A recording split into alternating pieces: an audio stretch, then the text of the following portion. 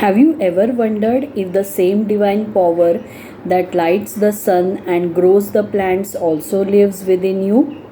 The same consciousness exists in everything in the world, both living and non living. This universal consciousness is called God or the Supreme Being.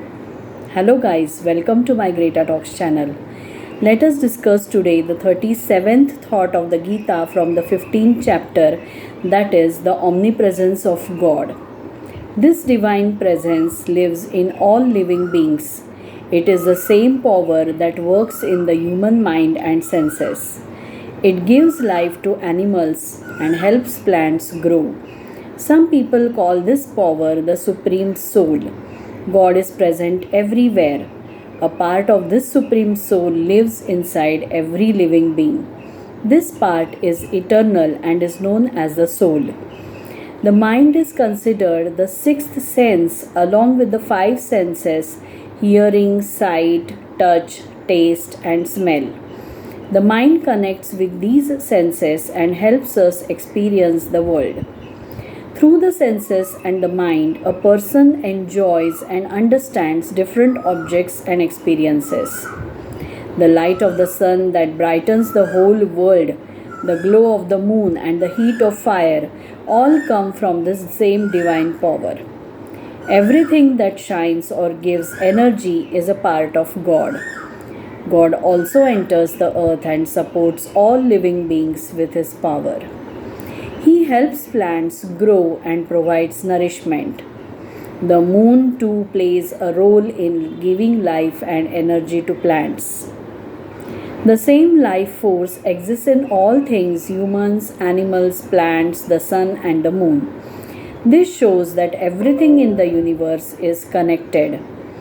When we understand this idea, we feel that we are not small or separate.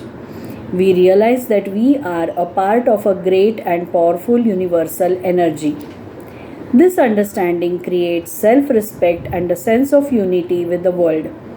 The same consciousness exists in everything, from stones and soil to plants, animals, humans, and even our thoughts. Realizing this truth is called true understanding or awareness. Friends, let us understand the ever-present God with the help of a story. Riya, a curious student, always wondered where God lived. One day, her teacher asked her to observe nature. She saw the sun shining, trees swaying, birds singing, and people helping each other. Slowly, she understood that the same power was present in everything around her. She felt it in her thoughts, in the wind, and in every living being.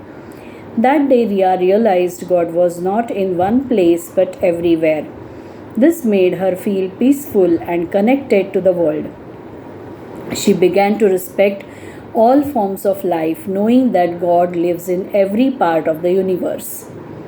Friends, we can understand the omnipresent God with the help of one more story. Sia's grandfather was a wise old sage. His eyes showed his deep knowledge and experience. He taught Sia an important lesson that God is present everywhere.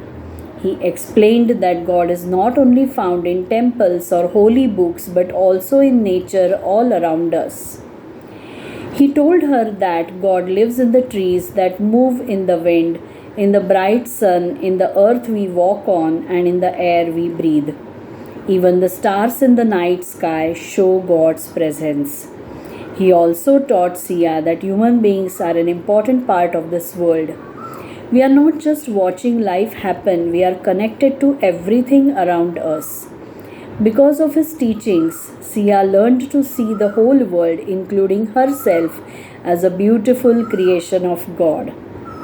Friends, before we end, let me ask you, have you ever truly felt the divine presence within yourself and all around you? I hope you have liked this story and the 37th thought of the Gita. Let us discuss the 38th thought with a story in the next episode. Please make sure to listen, like, share, comment, and subscribe to the channel. Stay tuned for upcoming episodes and interesting videos. Thank you, goodbye, and Jai Shri Krishna.